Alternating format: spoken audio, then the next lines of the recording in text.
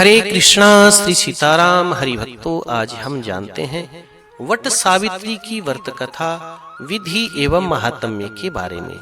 हरि भक्तों, वट सावित्री का व्रत ज्येष्ठ मास के कृष्ण पक्ष की अमावस्या को किया जाता है।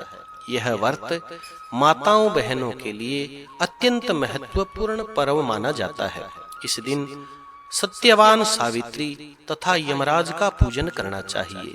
सावित्री ने इसी व्रत के प्रभाव से अपने मृतक पति सत्यवान की आत्मा को धर्मराज से छुड़वाया था।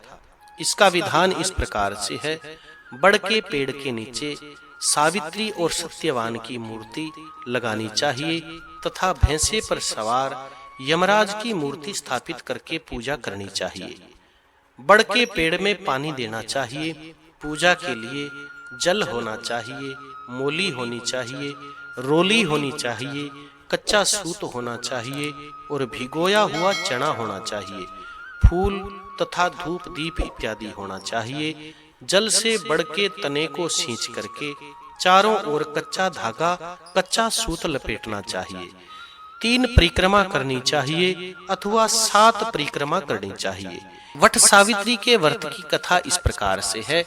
मध्य देश के राजा अश्वपति ने पत्नी सहित संतान प्राप्ति के लिए भगवती देवी सावित्री का विधि पूर्वक व्रत और पूजन करके पुत्री होने का वरदान प्राप्त किया था।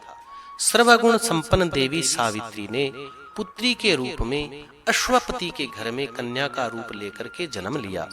कन्या के युवा होने पर अश्वपति ने अपने मंत्री के साथ सावित्री को अपना पति चुनने के लिए भेज दिया।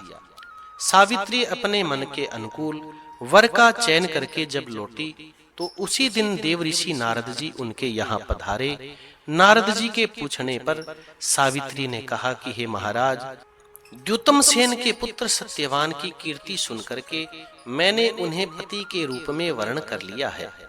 नारद जी ने सत्यवान तथा सावित्री के ग्रहों की गणना करके अश्वपति को बधाई दी तथा सत्यवान के गुणों की बड़ी प्रशंसा करी और साथ ही यह भी बताया कि सावित्री की 12 वर्ष की आयु होते ही सत्यवान की मृत्यु हो जाएगी। नारद जी की बात सुनकर के महाराज अश्वपति का चेहरा मुरझा गया, उदासी छा गई। उन्होंने सावित्री से अन्य किसी वर को चुनने की सलाह दी, परंतु सावित्री ने कहा कि हे पिता महाराज, मैं आर्य कन्या हूँ, इसी कारण मैंने सत्यवान को एक बार अपना पति मान लिया, तो अब मैं अल्प आयु हो चाहे दीर्घ आयु हो, मैं सत्यवान के बिना अपने हृदय के अंदर और किसी को भी स्थान नहीं दे सकती। अर्थात मैं सत्यवान को अपना पति मन कर्म वचन से मान चुकी हूँ। सावित्री ने देवऋषि नारद जी से सत्यवान की मृत्यु का समय ज्ञान कर लिया था, जान लिया था। दोनों का विवाह संपन्न हो गया। सावित्री अपने ससुर और परिवार के साथ जंगल में निवास करने लगी, रहने लग गई। देवऋषि नारद जी ने सत्यवान की मृत्यु का जो दिन बताया था, सावित्री उससे 3 दिन पहले ही व्रत उपवास करना शुरू कर देती है। देवऋषि नारद जी के द्वारा निश्चित तिथि जब आई, तब सत्यवान लकड़ी काटने के लिए जंगल की ओर जाने लगे, तो सास और ससुर की आज्ञा लेकर के सावित्री भी सत्यवान के साथ चल देती है। सत्यवान वन में पहुंच करके लकड़ी काटने के लिए एक वृक्ष के ऊपर चढ़ते हैं। वृक्ष पर चढ़ने के बाद उनके सिर के अंदर भयंकर पीड़ा शुरू हो जाती है और वे नीचे उतर जाते हैं। सावित्री ने सत्यवान को बड़ के पेड़ के नीचे लिटाया और उनके सिर को अपनी जांग पर अर्थात गोद में रख लिया और देखते ही देखते यमराज ने ब्रह्मा के विधान के अनुसार सावित्री के सामने स्पष्ट रूप से प्रकट होकर के सत्यवान के प्राणों को लेकर के चलने लग जाते हैं। कहीं कहीं ऐसा भी विधान आता है, उल्लेख मिलता है कि बड़ के पेड़ के नीचे लेटे हुए सत्यवान को सर्प ने डस लिया था। यमराज सत्यवान के प्राणों को लेकर के चलने लगे। सावित्री सत्यवान के मृत शरीर को बड़ के पेड़ के नीचे लिटा करके यमराज के पीछे पीछे चलने लगती है। पीछे आती हुई सावित्री को देख करके यमराज ने सावित्री को वापस लौटने का आदेश दिया। इस पर सावित्री कहने लगी कि हे धर्मराज, जहां पर पति वहीं पर पत्नी, यही धर्म है, यही मर्यादा है।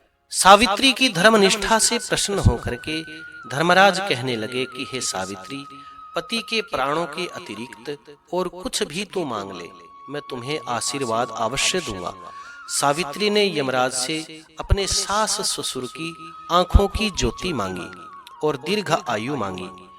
यमराज तथास्तु कह करके सावित्री को आशीर्वाद देते हैं और आगे चल देते हैं। सावित्री फिर भी यमराज का पीछा करती रही। यमराज जी ने अपने पीछे आती हुई सावित्री से फिर लौट जाने को कहा, तो सावित्री बोली कि पति के बिना नारी के जीवन की कोई सार्थकता नहीं। यमराज ने सावित्री के पतिव्रता धर्म से प्रसन्न होकर के फिर वरदान मांगने के लिए कहा। इस बार सावित्री ने अपने ससुर का खोया हुआ राज्य वापस दिलाने की प्रार्थना करी और यमराज जी ने तथास्तु कहा और आगे चल दिए। सावित्री अब भी धर्मराज जी के पीछे चल रही थी। इस बार जब यमराज जी ने सावित्री को वरदान मांगने के लिए कहा, तो सावित्री ने 100 पुत्रों की माता बनने का आशीर्वाद मांगा। यमराज जी तथास्तु कह करके आगे चल पड़ते हैं और सावित्री कहने लगती है कि हे धर्मराज जी, हे यमराज जी, आपके मुख से निकले हुए प्रत्येक वचन सत्य और प्रमाणित होते हैं, वेदों के अनुकूल होते हैं। आपकी वाणी कभी भी मिथ्या नहीं होती। पर मैं पति के बिना किस प्रकार से मां बन सकती हूँ? आप यह अपना तीसरा वरदान पूरा कीजिए। सावित्री की धर्मनिष्ठा, ज्ञान, विवेक, पतिव्रता धर्म की प्रशंसा करते हुए यमराज जी बड़े प्रसन्न हुए और सत्यवान के प्राणों को अपने पास से मुक्त कर दिया, स्वतंत्र कर दिया। सावित्री सत्यवान के प्राणों को लेकर के उसी बड़ के पेड़ के नीचे पहुंचती है जहां सत्यवान का मृत शरीर रखा हुआ था।